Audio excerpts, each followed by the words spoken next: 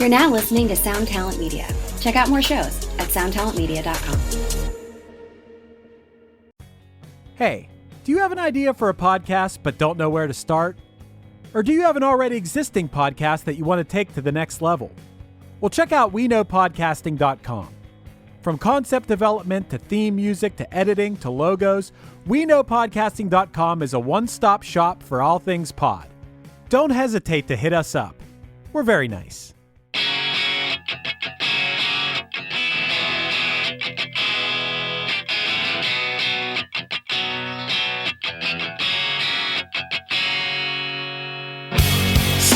Calls me Goliath and I wear the David mask. When you Google the adjective cumbersome, the first thing that comes up is the definition of the word, which is large or heavy and therefore difficult to carry or use. The second thing that comes up, however, is a giant YouTube thumbnail image of 7 Mary 3 lead singer Jason Ross. Most people, in fact, instantly think of this 1996 modern rock single anytime they hear the word, and this week's guest, Trevor Leonard, is no exception. Are 7 Mary 3 too heavy, too light, too black or too white, too wrong or too right? Stay tuned to find out. To my girl, I'd like to believe we could reconcile the past, resurrect those bridges with ancient glance. One hit is all you need to make the money guaranteed, and you can live off royalties forever. And it makes me wonder, is it just a wonder, or is it one hit thunder? Well, Trev, I knew this episode was going to happen sooner or later. You know, you and I went to college at the same time, and I would talk to you on Instant Messenger sometimes. And of course, anyone out there who doesn't know, Trev's screen name on Instant Messenger was 7 Mary Trev. So we knew this episode was going to happen sooner or later. Oh, yeah, I forgot about that screen name. That was my secret one. Yeah. So you picked Cumbersome by 7 Mary 3 today, and the first thing I would say about that is 7 Mary 3 now, I think at this point, officially owns the word cumbersome. Anytime someone says the word cumbersome in conversation, most people are thinking of this song. Would you agree, Trev? Absolutely. And, you know, I didn't know if we were going to touch on this right away, but damn, Chris, you honed in here. I think one thing that I think is incredible about this song is literally that word, cumbersome. Mm-hmm.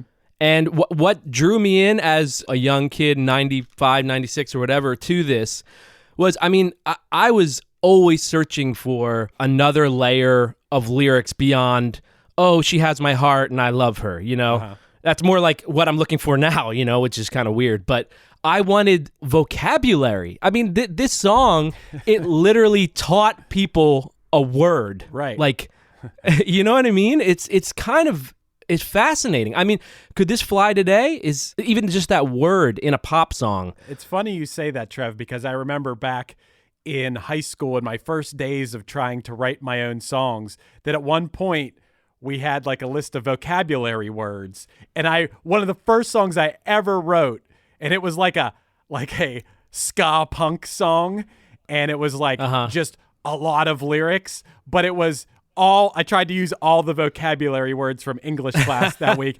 This song definitely has some vocabulary in it, and it also has a weird story. We're going to get into these lyrics, but before we get into the lyrics, I want to talk about this guy's voice. Mm-hmm. Voice is one of those voices that I think everyone does the impression of from the 90s. Yeah. And it's the total 90s grunge voice, right? It's not so much the kind of voice, but it's more the kind of voice.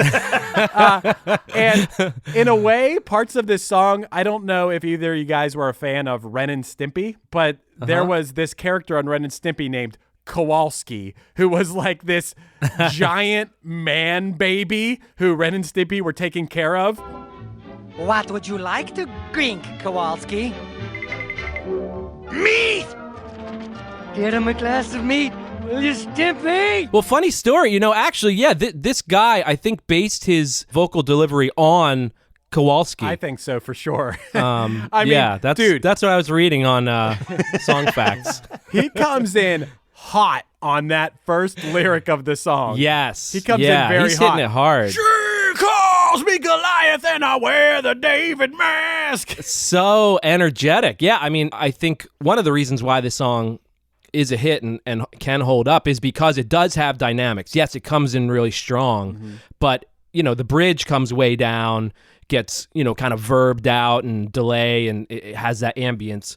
But yeah, you're right. I mean, it does have the sort of juxtaposition of the clean, really bright, thin guitar in the beginning. Right. And then everything kind of slams in. It's kind of cool that the vocals come right in, right after that, where it feels like there should be an intro, a re-intro or something, but gets right into it, right? I think that's like one of those sounds of the 90s that, like, I guess you attribute it to something like Smells Like Teen Spirit that kind of like made that the trendy thing, right? Like the quiet loud. Yeah, right. You start a couple seconds of just like a non-distorted guitar and then everything. Like not like a slow build. It's just like a couple seconds and then drums, bass, and guitar all rocking on the same note. Like it's definitely an aesthetic that I don't think we do that much anymore now, and I kind of miss it. It was very comforting. Yeah, there is something about that balance. I know on like Krista Makes, they talk about like songs where like in the first note the crowd knows what song it's going to be like when it hits. So it's like I can imagine you're at a 7 Mary 3 show and you just hear that clean guitar part start playing and you're fucking booking it to the front of the stage, right? You're like, oh, here it is. It's just a chord that is in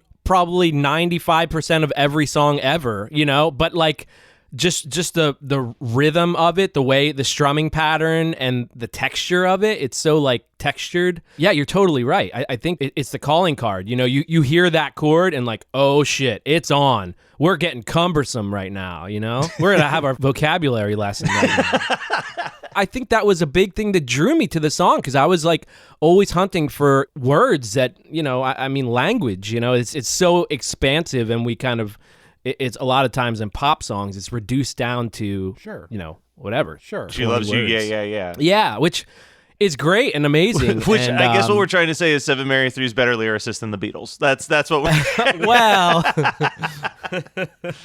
I don't know about that, but they taught us about Cumbersome, so that's good. Before we dig into the song and the vocabulary words in the song and the story of the song, I got to talk about the story of the band a little bit because it's that classic story. Band forms at William and Mary.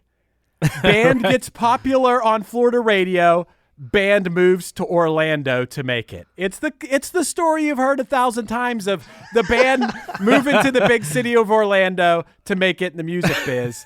And it's a time-told classic story, and I'm glad to hear it once again. But there's something to be said about the idea of like, all right, let's say Punchline falls on hard times, right? Like the state of Pennsylvania has, for whatever reason, renounced Punchline. They're like, we shall no longer book them. We shall no longer listen to them. But then out of nowhere, like in Albuquerque, New Mexico, some radio station is just fucking playing Be Right There over and over and over again. It's like the most requested song in Albuquerque. There's not a part of you that's like, yo, dudes, I think it might be time for us to move to New Mexico. That's it. That's the signal. Yeah. You got to go where the radio plays are. I guess if I was living in Virginia, I would move way further away from New York City and Philadelphia and D.C. and even Chicago, all the places, where you don't want to play as much. I would definitely... Straight to Orlando is where I would go. And when well, they did something right with that move. Yeah, they got them signed. Yeah, I guess you're right. When you look at the band in the music video, I don't know if you guys watched the music video recently. They definitely look like a band that would move to Orlando to make it. They got the look, and the music video it's them playing in a bar, a lot of close-ups of their faces for some reason. I don't know whose idea was to do close-ups on these guys' faces. Lots of slow motion to add drama to a video where absolutely nothing is happening. It's the anti-video, They were about the singer close-ups, though, because I think the follow-up video, Water's Edge, has like multiple shots that are just his face taking up the whole screen. I mean, oh really? It begs the question, did these guys think that they were going to get more popular based on their attractiveness. I mean, when you watch the question, it's like, okay, the music, we're going to talk about the music, but these guys, or somebody apparently thought these guys were so hot that we need as many close-ups on their faces as possible. Do we know how much action they got back then? I mean, they were in Orlando. I don't know. I don't know. They were hanging outside of the amusement parks trying to pick up women or whoever, you know. Like you said, they all went to college together. They formed in college, graduated college together. So they were coming from that like college rock scene, right? And it does sound weird to us, I guess, like thinking of moving to Orlando from, a place Pennsylvania that's or whatever. But yeah, but like I don't know. I mean, all right. You got to ask Chris DeMakes about this. Maybe he knows something about what happened there. I think one of the other things, Chris, that I didn't even really think about until Trev brought up the fact that, like, yeah, these guys are fresh out of college, is I think as a kid watching this music video, I assumed that they were closer to our age now than the fact that they were probably like in their very early 20s at that time. Like, that's what's really funny is when I was going to make note of this too. When you watch the music video, especially the singer looks like a dude in his 40s. He has like a they look weathered. They're weathered. He has a blonde Fu Manchu with a blonde flavor saver, shoulder length curly hair, and just looks like. Yeah, that dude's probably 22, and he looks 48 for some reason. And that could be based on the fact that people that have that style still today, I associate with bar rock bands in the Pittsburgh area that still look like that and are 48 plus in age. Right. I don't know. Maybe that was the style at that point. We're talking about like, what, 92? This song? 95. Oh. Recorded in 95, came out in 96. They formed in 92. Oh, yeah, right. So, yeah, they were definitely in their early 20s if they formed in college. But, like, I mean, they also look like a band that got their name from Chips. Like, they did. Which they did, right? Yeah, that's right. the story. I've never watched Chips, but it's a motorcycle cop show, right?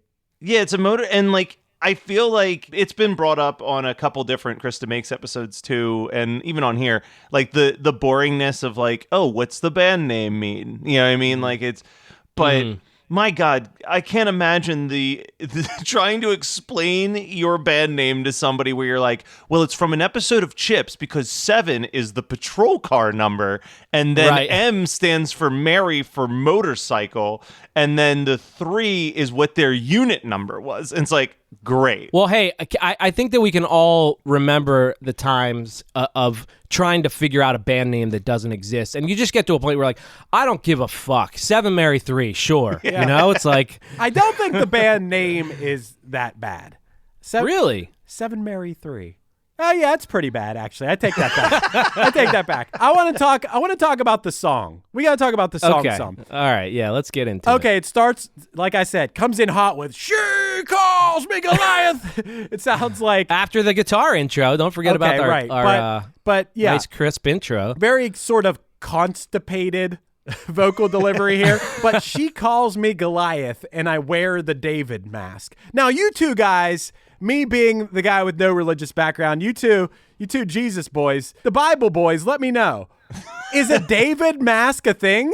Did David wear a mask? No, it's the story of I don't think it's the Bible. It's the story of David and Goliath. That's not it's the like Bible? The small guy. I mean, that's in the Bible. Beats the giant. Well, but I don't think it's honing in on a religious aspect. I think it's honing in on like, you know, a fight and sort of a battle, you know, Gotcha. Who's the victor. Right. I also think that it's him playing himself as the underdog, right? Okay, 'Cause he's right, like, yeah. she's Goliath. I'm weak little 10-year-old David with a sling trying to take down this awful woman. But the David mask. So maybe he really is Goliath, but he's pretending to be yeah, David. we all wear a mask sometimes. Okay, all right. That's right. Fine. Especially these days. I guess the Stones are coming too fast for her now. So these analogies of David and Goliath to me are all messed up and confusing. What is the story of David and Goliath here? Oh, so you don't know that story? Well, I know that it's Goliath is this giant Goliath of a man, you know, so much so that Goliath becomes synonymous with like a large burly person, right? And David is a very small boy who defeats Goliath, I guess, with like a slingshot or something. Yep. Yeah. That's pretty much the whole story. Just like Matt said, it's like the underdog story, that like Right. the person who's, whatever, a quarter of the size of this person and has nothing on them takes down this, this massive Yeah, it's kind of beast. it's a underdog mixed with like a brains over brawn type story. Like all right, of yeah. all of the army is like charging at him, whereas David's like, no, I have the slingshot and I can attack him from a distance, and like as long as he can't reach me, I have the upper hand. Okay, this isn't Right. related to the song, but I'm just curious, why was Goliath coming for David? It was part of just a giant war. Like it was in the middle of a war. Oh. You ever seen the movie 300? Yes. Okay, so remember like the one like the bad guys had like just this mutant creature that they would like bring out every once in a while that would just kind of wreck all the other Spartans. Kind of similar vibe. Like there's this Yeah. big war, but like the villains also have this like incredible fighter that no one can get near. So it's like as long as he's on their side, there's no way that the other part of this war has a chance of winning. They have to take down Goliath, but Right. they send their mightiest warriors and they get destroyed, and then like the shepherd boy's like, I think I could beat him. I've got a slingshot. And they're like, whatever, kid, go get crazy. All right, so in this story of the song, she, in this story, we're assuming his significant other, is calling him Goliath. I take that as sort of like, whatever argument they're having, it's like it's almost getting too intense and too real for her, They're throwing hard punches at each other, I think the analogy only makes sense when we jump to the next line, because it goes into the like, I'd like to believe the nervousness will pass because all the stones that are thrown are now building up a wall. So it's like the arguments are getting so bad between this couple that now there's like a giant wall dividing them up. Yeah, and that's pretty much where the division. religious. I think the David and Goliath story pretty much just goes away from the narrative by the second lyric of the song. Right. Yeah. It becomes that like the stones, they were ammunition, but now they've created the division, Yeah. I just want to say real quick that here's another great instance of this song, kind of bringing some mythology, some literature, an extra layer of, the listener kind of needs to jump in and sort of like figure out what's going on here. Who is, maybe some people don't even know the David and Goliath story, and so I think that's another cool element of how, and they had, just like you're saying, from their look to their sound, they had such a confidence, you know what I mean? Like they're delivering this with, it's been fleshed out, and this is how we want to deliver this, this message. He's delivering it, especially that first line, he's delivering it as Goliath would deliver it. But then by the time he says, I wear the David mask, he's no longer delivering it like Goliath. He's more delivering it in more of a David tone. But is he pretending to be David, or is that's a he good David? question. He wears the David mask. Right, but so he's Goliath. So- Yeah, he's actually still Goliath, but he's wearing a David Right. mask. Okay, all right, I'm starting to understand a Yeah. little bit because This is headier than we even thought. then My the God. chorus is coming. I have become cumbersome to this world. I have become cumbersome to my girl. So he's weighing down. Cumbersome means you're weighed down, right? Like if you had a cumbersome backpack on, it would be a real heavy, like, oh, this thing's cumbersome, right? Well, it's kind of a cool thread that happens because so he set up, the metaphor of David and Goliath. You got the stones. The stones are creating a wall. The stone metaphor continues leads us into cumbersome, like exactly what you're saying. The weight of everything, it's becoming too much. It's kind of tight. It's like a tight way of telling the story, but also the thread it holds up leading into cumbersome. So is he kind of admitting that he is Goliath? I think a little bit. That yeah, he tries to play it off like he's David, but he knows he's Goliath, and he's he's weighing down his girl with these stones that he's throwing that have then made him cumbersome to her. I wanted to check the Genius lyric breakdown just to see if they had anything for the David Mask line to clarify.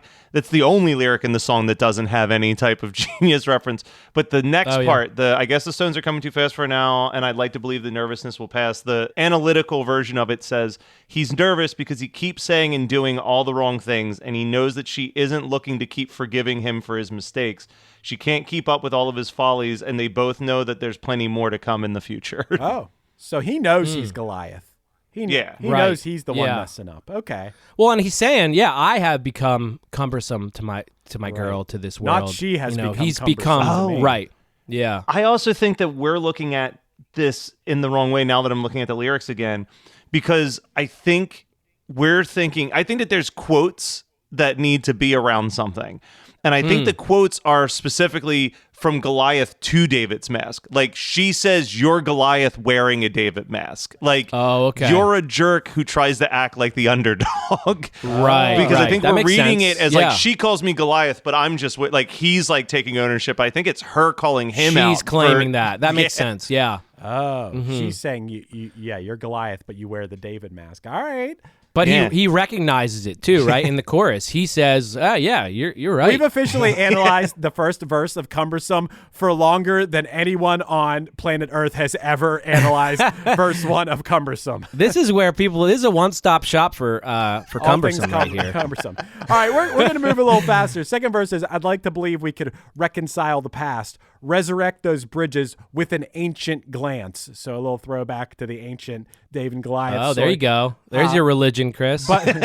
You good little altar boy, you. But my old stone face can't seem to break her down. She remembers the bridges, burns them to the ground.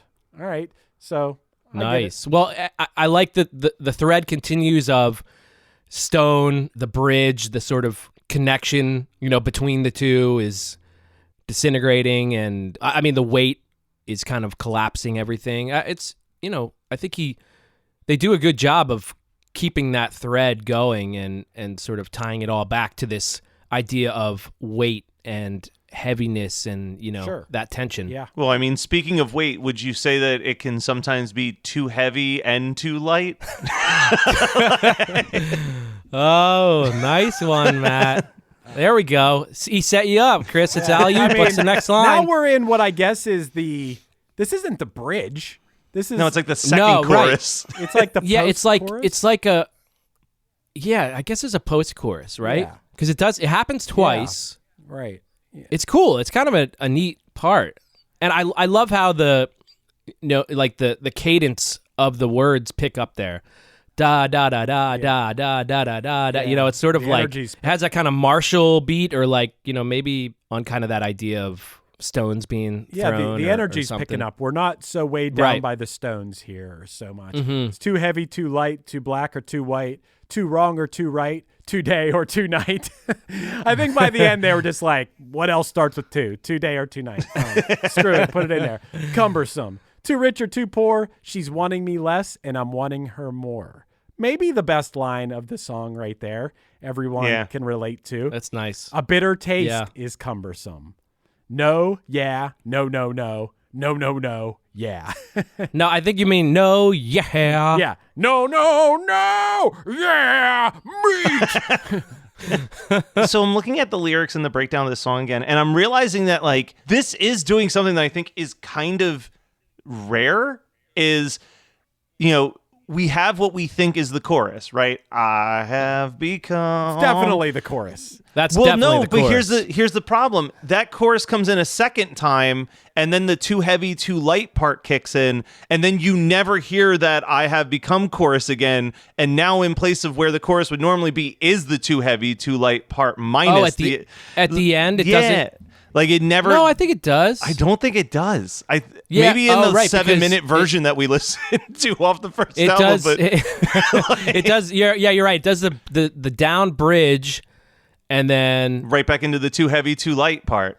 Because he kind of does in the bridge. He sort of does it's like a down bridge that turns into like a down half chorus. Because he says at the end of it, he says cumbersome at the end of the down bridge. But then you're right. Then he goes into that post-chorus again. So maybe it's like the chorus happens in the word down cumbersome bridge is still said in both things. But that's a good point, Matt. Yeah, you don't pick up like that. It doesn't feel like it's missing that chorus again for some reason. Also, weirdly, the way that it's broken down in Lyric Genius is that I Have Become Cumbersome is the chorus. The Too Heavy, Too Light part is listed as bridge number 1. And then it goes into bridge number 2, and then it returns to bridge number 1, and then outro. So according to Genius Lyrics, it's just 2 straight minutes of bridge until the outro. Yeah, I'd call it a post-chorus because the down bridge is clearly the bridge, you know, and that's where it gets all like the delay comes in and stuff. Ready for a head-bangingly good time? Dive into the world of heavy metal with the Brutally Delicious podcast. Here, we don't just talk music. We welcome you into our heavy metal family. Join us for candid chats with legends and rising stars. We go beyond the typical interviews, exploring raw emotions and the life-altering impact of heavy metal. So whether you're a diehard metalhead or just curious, join our family and let the headbanging begin with the Brutally Delicious podcast.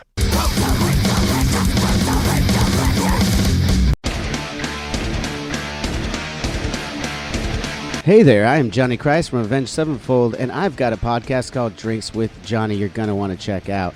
I sit down with a bunch of different people from all different walks of life, from professional wrestlers to actors, comedians, fighters, musicians, everything in between. I'm just looking to make some friends and have a good time doing it. So if that sounds like something you're into, go check out Drinks with Johnny, streaming everywhere now. You know, real quick, I just want to mention that I think it's so interesting that they recorded this with this guy Tom Morris at Morris Sound Studio in Tampa, Florida, right? And Morris Sound Studio is known for death metal, which I think is badass as hell. We did a Krista Makes a Podcast episode about Obituary. Oh, sick. Yeah, I think they were one of the bands. They're from Tampa. Yeah, Tampa is like the death metal capital of the world. Like that's where it like was born. Well, obviously 7 Mary 3 would relocate there. Right, of course. That's crazy. Yeah, they talked about that studio. Yeah. So, right, the Morris Sound, Tom Morris. So, yeah, I mean, when I was looking at just some of the credits, Sepultura, Cannibal Corpse, this one I thought was awesome. Trans-Siberian Orchestra, perfect for this time of year. But, yeah, I thought that was a very interesting choice. But you kind of hear like the heaviness of that coming through, you know, like, and it's I don't know. So maybe they kind of push them to be, even though things are clean, there's a good bit of, you know, grit to it as well. Yeah. I have a hard time figuring out if I like this song or not.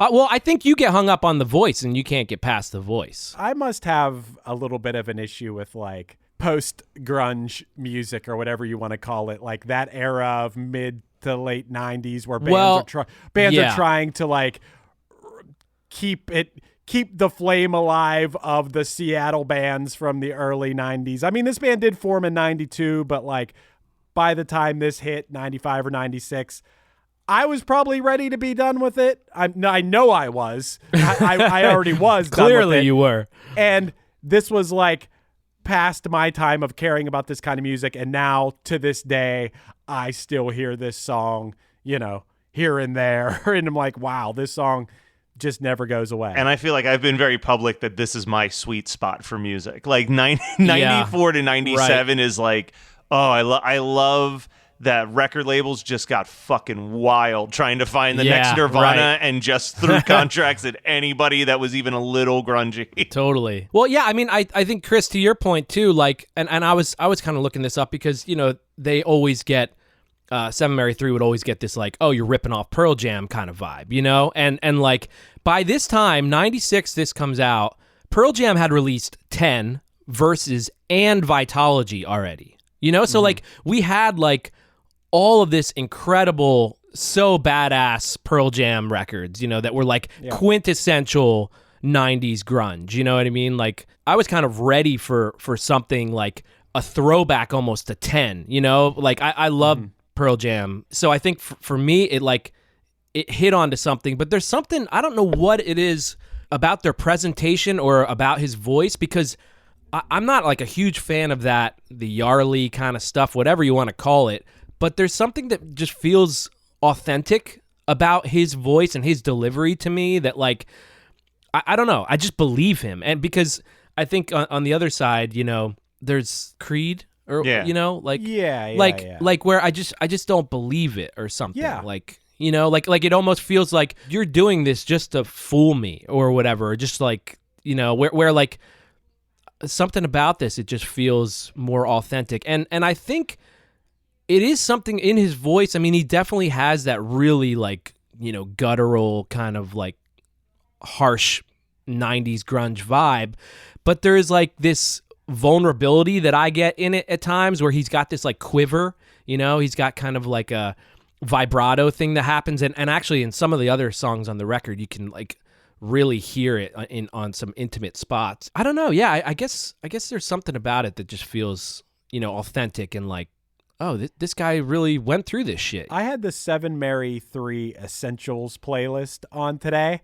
and I will say this band isn't a bad band. Just because they're not like the style that I necessarily like, they're pretty good at what they do. And I do think that I heard a lot of songs that were more in the vein of what was happening in the late 90s of like, I'm not going to say Delamitri, but I'm like more towards that than Pearl Jam and Nirvana. You know, like more on, if there's a line between like pop rock radio, what you would hear on like your Kiss FM that's pop rock, and more like what you're going to hear on your like rock station, Nirvana, whatever. There is a balance between two worlds.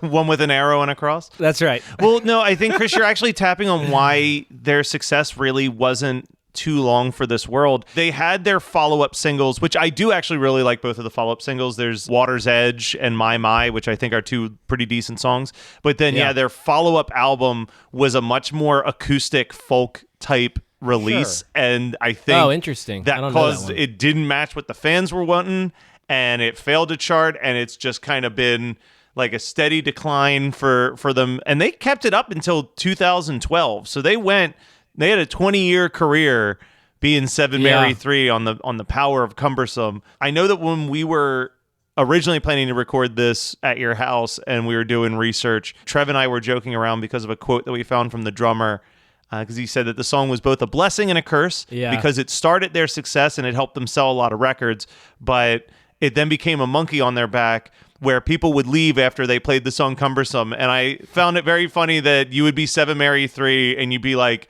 well, we can't put Cumbersome as our closer. We gotta put that somewhere in the middle of the set. Yeah, what are you doing? What are you doing? You gotta close with Cumbersome. Yeah, that's gotta be your second encore. You know, it's like, or if you're gonna play it earlier, you gotta at least be like, hey, we're gonna play this again at the end, everybody. Yeah, you got Tommy Tune it. Oh my gosh. Yeah, I mean, like, at least enjoy yourself. Enjoy your show. You know, it's like, but it seems like they are kind of bummed about it, but.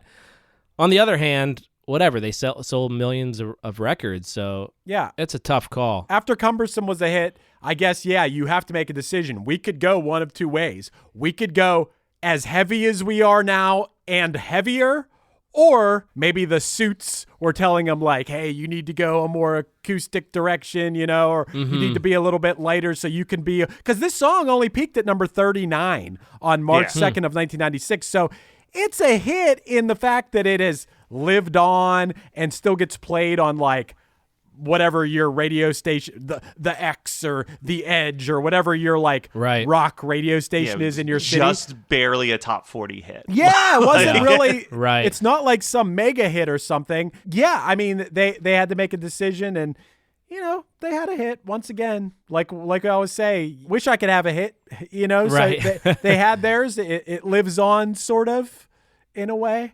The grass is always greener on the other side of a hit, right? It's like, you know, you want one until you get one, and then that's all you're ever known for. On the point of what Chris is saying with the Suits getting in their ear, or even them getting in their ear, I think when you look at like, it's like we're looking at March 2nd, 1996, right? And you've got you've got the rock charts, the rock, modern rock charts, whatever you want to call it. They got to number 1 on there. And you look at like who they're hanging out with on that chart. And it's like My Friends by Red Hot Chili Peppers, I Got ID by Pearl Jam, World I Know by Collective Soul, and Glycerine by Bush. But then you look at like where this top 40 chart is and what's hanging out on there. And like your number one song is One Sweet Day by Mariah Carey and Boyz II Men. And then you've got like the Tony Rich project, Nobody Knows, and Everything But the Girl Missing, and LaBouche's Be My Lover, Joan Osborne, One of Us, Gin Blossoms, Follow You Down, and Till I Hear It From You. They had 2 songs on the top 10 at that point. Like, I could see being like, we need to be more like the Gin Blossoms and Joan Osborne if we want to get higher up on this chart. Like that could be, yeah. Well, you know what I was gonna bring up? Actually, one of like my favorite songs. Like back in the day, I would like cherry pick these. Like, you know how bands would used to have like acoustic songs. Like there would be like one song on the album, just acoustic. You know, like that was a big thing back then. They have that song called "Lame" on this album. It's like, it really, like I was saying before, you kind of hear the intimacy of his like vulnerability in his voice on that song, and it kind of got to me. And it's a cool story kind of about like this lonely kid or whatever. But you kind of do see that direction there, and I think like, I mean, coming from like the college bar rock scene and probably having, you know, like tons of drunk nights and like, you know, crazy relationships or whatever, it makes sense that they made these songs at that time. But I also see how they could be moving towards that, you know, direction just in this album alone, how there is some of that, you know, kind of softer, more intimate stuff there. But I mean, it's a good point. I mean, like, yeah, imagine the pressure there. It's like, okay, well, what do we do now? Like, how do we, you're right, Matt. It's like, maybe they're looking like, oh, we got to sound cleaner like the Gin Blossoms. I got to chill out my gravel in my voice or something. I don't know. I don't think they did that, but yeah, because I feel like there's something that sucks. Any of us would kill to have a hit song. Like it's like, it'd be great. Right. But it's like, if you're busting your ass and you become the number one song on the modern rock charts and it just barely even gets you into like the top 40 mainstream, like you have to be looking at like, well, what are these other bands who feel like they could be contemporaries and feel like they could be someone that we tour with, but they're not on the mainstream rock charts. They're just hanging out on that mainstream pop chart. Like, what is that divide? And I think, leaning a little bit more into like, hey, let's go a little bit more with what the Gin Blossoms sound like. Let's get a little bit more softer, a little bit more folky, a little bit more digestible. You know, so like that's what their next album was more like. Yeah, you're saying? Yeah. Okay, interesting. Yeah, they had a more acoustic folk release called Rock Crown in 1997. It didn't do as well on the charts as this one did, but maybe those were just the songs they wanted to write too. We're like speculating all this stuff, but like I think there is something to that, you know. Well, and so we didn't really talk about Mammoth Records, which was the label that signed them, right? And so this label, Mammoth Records, was the first independent label to produce 2 platinum records. Whoa. 7 Mary 3, American Standard was the first one. You guys know the second one? No. Squirrel Nut Zipper. Hot. Oh. They kind of crushed this label. Like they sort of dominated. Of course, they sold to they were in, you know, they sold to Disney. So that's why they're all in Orlando. Oh, you know, it's like, that makes sense. Okay. But you know, kind of interesting that like they had this independent label that, you know, basically turned into a major. Also, you know, it's interesting to just see, okay, here's a hit single in 96, basically 4 minutes long. Like, that just does not fly anymore. However, as I think you said before, Matt, the original version, which was on their like self-produced album Churn, was like 6 minutes plus. That right? is cumbersome. There you go. The song revealed itself. Yeah, that is meta as hell. Like, to call a song cumbersome and then make the song cumbersome. Wow.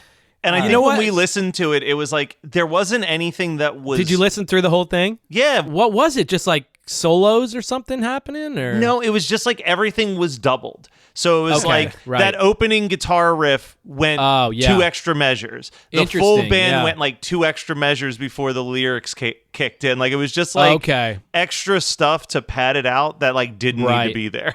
Yeah, I mean, you could tell that the fat is trimmed pretty much as much as it can. They're like, we gotta get this song to 6 minutes. We gotta quadruple every chorus, double every verse, triple every post chorus. Then there's like one extra lyric in the bridge. Like there's like nothing. Like there's so little that's cut to make this a 4-minute song. Right. It's like it was ridiculous. But they cut 2 minutes out of it. Well, one thing we did hit on, okay, the chorus has the word cumbersome in it, which is just insane. First of all, like that, like a song can get so popular with such a strange like vocabulary word. But I do think another thing that's happening here is like when you look at the shape of the chorus of the cadence of how it sang, I have become. It's so singable. I mean, you literally like hear it just like, I'm sure this is a song they played once, and by the end, the crowd is singing along just by the timing and feel of that, and I think there is a lot to that. I mean, probably now too, just the singability of something that you can listen to a song once and learn the chorus, it's like, you're in a good place if you can achieve that. So, and I think that's something that's happening here because it's pretty sparse. I mean, it's like guitar, bass, drums, single vocal until the second chorus. That's the harmony comes in the second chorus, which kind of ramps it up. And it's on that post-chorus or bridge one, whatever we're calling it, the harmony. But there's not a lot of like bells and whistles going on, Yeah. And I think a lot of it is just like how things are phrased and how digestible that chorus is, It's secretly, it's sneakily anthemic. Now right, that you brought that up, it's like, it's very anthemic. Right.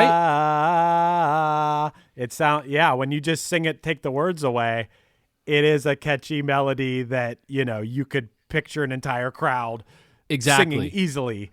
And, it sounds like an a cappella like stadium, at like a football game song or something. You know what I mean? Like in the chorus, it's kind of wild. So I think that I would imagine that at least has something to do with it. I think you're right. But yeah, I mean, I love when that bridge comes in, like having some of that. So this dude, Tom Morris, he was the engineer, the mix, and he mastered it too, which I was seeing in the credits, which is kind of cool. And he was this, the metal dude. And I love how the bridge kind of like, it chills out. What do you think of the bridge, Chris? Because his vocals get a lot more relaxed. You're not getting a lot of that like in your face guttural shit. Does that make you feel good? No, not really. I mean, okay. I probably prefer in this particular song because it's that borderline of, and I'm not really making fun of 7 Mary 3 here, but it's almost funny. This song's it's funny that it's called Cumbersome. Like that is so memorable and such a goofy word that's funny. And then his delivery, that borderline Chewbacca / Kowalski from Ren and Stimpy delivery at some parts is pretty funny. And it's so funny that then you're singing it with your friends because it's funny. And then all of a sudden you're like, oh, I've sung this song with my friends so many times that I now like this. I think that's kind of like the way this song works for a lot of people, or at least it worked for me. Like I can say to you guys like, yeah, I like Cumbersome. It's not something that I should like, based on my musical tastes. It's like, white guy bar rock that with one of those 90s voices, which I tend to not like, but yet I still like it for some reason. And we got to decide if this is one hit thunder or if it's a one hit blunder. And I'm really on the fence here with 7 Mary 3. Oh man, I know that 7 thunder Mary all Trev, the way. I know it's 7 Mary Trev. It's leave me an IM 7 Mary Trev. his away message is, I have become cumbersome. That's what I thought you were going to say, is that I used to put that up as my away message all the time. If you had to make an away message based on cumbersome, what would it be? I'm trying. I actually used the opening lyric as an away message at least once. She calls me Goliath and I wear a David mask.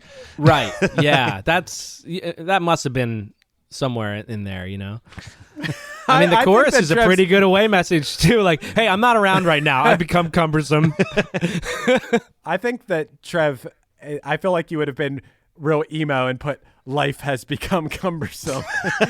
Absolutely. Oh Or- my gosh, yeah. or Or try if to you're say- in the middle of a breakup, you do the "she wanted me less and I wanted her more." You're like, oh, Yes. there it is. Let everyone know your heart's been shattered. Oh man, what a great way to express your inner feelings in the away message. I can't remember all mine, but I know I had some staples, you know. I wish I could have a book of all my away messages. I felt like that was like such That's a. got to live somewhere, right? I don't Isn't think it- so. I don't think so. I think What's it was that such site? It's a like all prime archives, place or- for comedy. It was such a prime place for like me trying to be funny.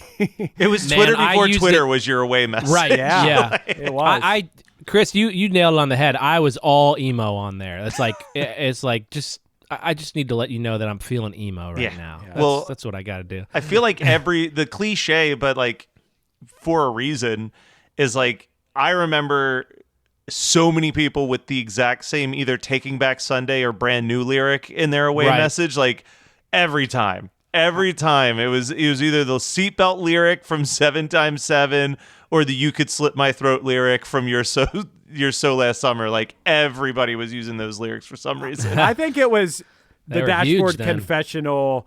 My hopes are so high that your kiss might kill me line. I think I saw that Oh, on yeah. more girls' away messages than I saw of anything else ever. But That would be a funny thing to try and figure out what was the most common, like away message. it was all gotta be emo some, lyrics. There's got to from be that. some research on that. Yeah. Anyway, 7 Mary 3. You're giving him a thunder, Trev. I am. You know what? I just want to hit on real quick Sure. a couple other tasty things that happen in the Okay. tune. All right. You know that drum fill that happens is pretty badass. It's just like like the straight roll like all around the yeah. kit. It happens like twice.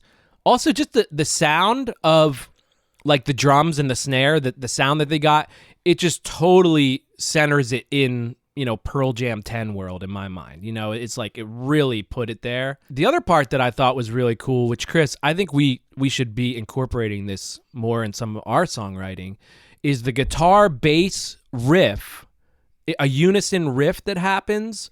The guitar and the bass both play it. It's like Okay. right before the outro, and it's kind of sick. It's like Right. we do that at times, but I love that stuff. Also, the quintessential 90 thing, there's like that little like guitar whammy part. It's like, that happens in there. So crucial. I think they all they made it a hit, baby. Yeah. They it did has it. all the pieces. All the It has pieces all of the a hit. pieces. That's exactly what I'm saying. Basically, it's like. Also, I would implore all the songwriters out there listening, and us here too, guys, is that I think what this is telling us is that open up your vocabulary books, get them out, find a word that people need to learn, and figure out how to put it in a song. I remember using recalcitrant, trying to use recalcitrant in a song with my buddy Mike back in the day. You've used some words, Trev. I know. I tried. Yeah, I tried. On some Triangle Shirt Factory stuff, I feel like there was some words you used here and there. I'm trying to remember. For sure. I mean, your band before that was called Procession Came Opposite. Talk about use the there word you go. procession in your band name. We're talking about 7 Mary 3. You had a band called Procession Came Opposite. Well, the only worse band name than 7 Mary 3, Procession Came Opposite. All right, you're giving 7 Mary 3 a thunder. Matt, what are you giving them? Of course I'm giving this a thunder. This was completely in my musical wheelhouse. I love the song. I have American Standard. I actually think it's a pretty solid record from front to back. All things. If you liked Cumbersome, you'll dig the rest of that album. American Standard, by the way, that's always written on like sinks and toilets and stuff. Yeah. I think it's a toilet Yeah. brand. But yeah, I mean, Water's Edge was like a modest hit on the rock charts. I think it's a good like Halloween-y type song. It's about like seeing a murder happen by the water's edge and not knowing what to do about it. And my first exposure to them was actually their third single, My was on the X Games Volume 1 compilation, and I was like, who is this? And then like Cumbersome came out shortly thereafter. But Oh, nice. yeah. Wow. I would love to see some snowboard footage set to Cumbersome. I bet that would be pretty sick. That'd probably be rad. Picturing that in my head is actually what just put it over the fence, and I'm going to give 7 Mary 3 a thunder. So I guess it's thunders all around. I wasn't expecting that, but it happened. We did it. We got there. My favorite thing 100+ episodes into the show is that it just takes the minorest details to push Chris to thunder or blunder. Right. But he's also kind of disappointed that he's considering it a thunder. Yeah, picturing that X Games footage set to Cumbersome, and I was like, that did it. Yeah, maybe like a spills compilation. Like right. People really biting it on their snowboards set to Cumbersome. Running into rocks. That would be pretty sick, so thunder.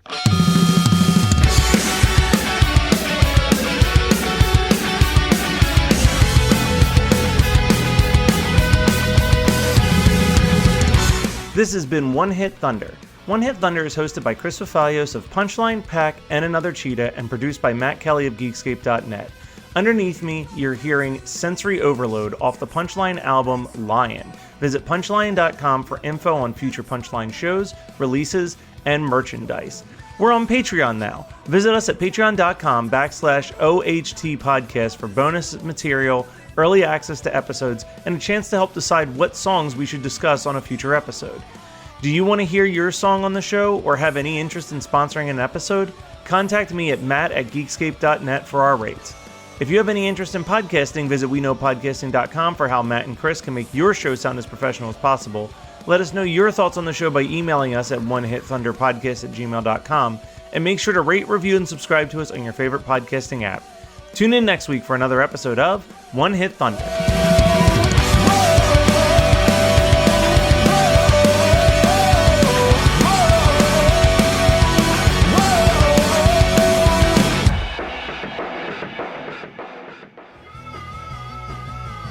You're listening to the Geekscape Network.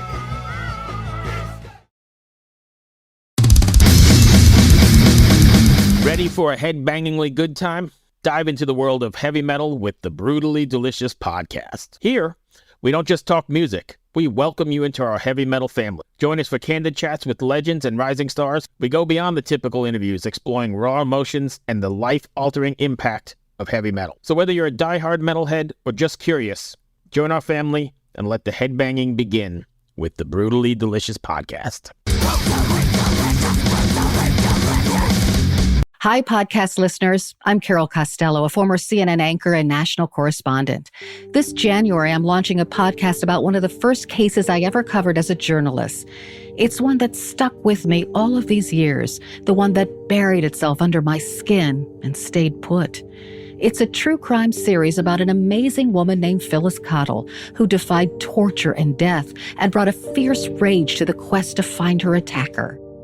Carol Costello Presents Blind Rage is a production of Evergreen Podcasts and signature title of the Killer Podcast Network. Listen and subscribe wherever you get your podcasts. Discover more great true crime and paranormal programming at killerpodcast.com.